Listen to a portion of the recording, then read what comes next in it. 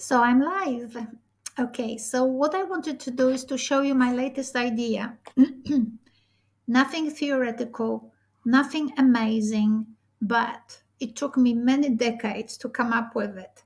So here we go. The question is, as you work and as you grow older, what happens? You have amazing ideas, you take notes, you then can't find those notes. Because if you have one thought or seven thoughts, you can have them in a Word document or PowerPoint, and you can find them under a particular file or folder, sorry. Now, when you have hundreds of them and increasingly more sophisticated, that the job of finding those things is getting harder. So I thought I'll show you what I invented recently. I don't know for how long this will be valid and will work, but let me share my screen. Hopefully it will work.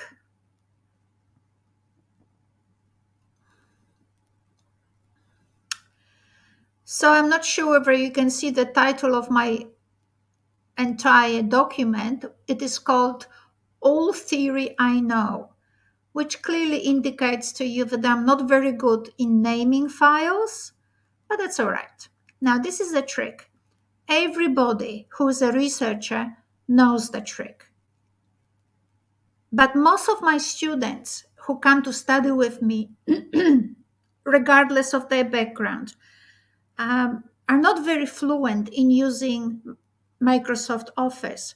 So obviously this is not a tutorial on how to use Microsoft Office, but this is the tutorial to show you how ingenious my method is to save your thoughts or your notes and find them when you need them, all in one document, right? So what I do, I press Control F, and now what I don't want to look for any word. I'll just go to headings and look at this, what an amazing pane has opened with all the notes. So Amy here is my PhD student. So here I have some notes that I think were interesting, more interesting than most with my PhD students. Here I have some insights regarding publications. Here I have some comments that I posted on the internet and I thought they were worth saving for me for one day if I need them.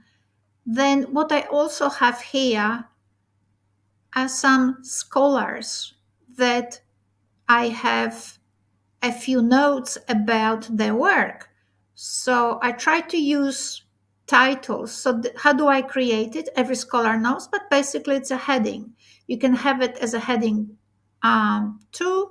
If you put it as a heading 3, so you can see it's in the pane, it comes out as a sub theme of the main theme. But this one is not a sub theme, so we put it here. And here's another one. Now, this is my discussions with ChatGPT.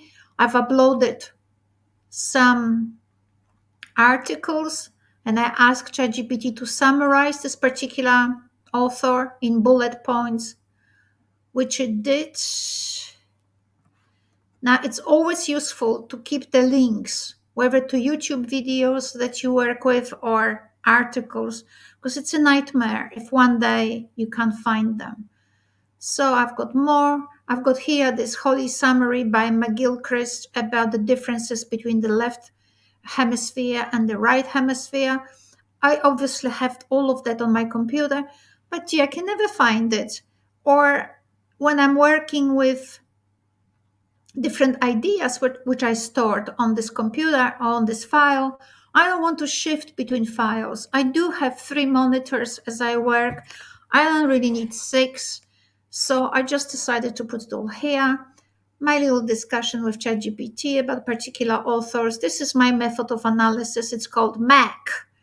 Mentors, right? So it's mentors, analytical questions, right? Mac. So if you want to know more about it, I think that Mengli is now has prepared a draft for the publication also.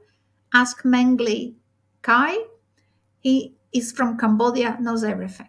So anyway, so I use the mentor. My mentor is me, right? So mentors, that's mine.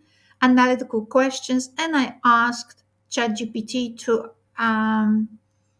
analyze particular article, but rather than to do it by asking, could you summarize it? Could you blah blah?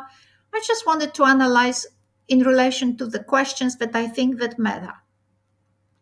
Okay, so that's just about it. Look at this. On one file, you have everything that may matter to you one day. And you just click on different headings and you can find those precious things. Thank you so much.